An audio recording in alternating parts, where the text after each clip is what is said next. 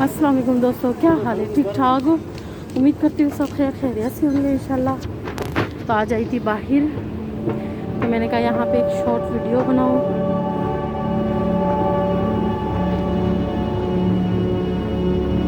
ये metro train के अंदर है, तो आगे भी मैं आपको दिखा देती हूँ कि कितना रश है अभी।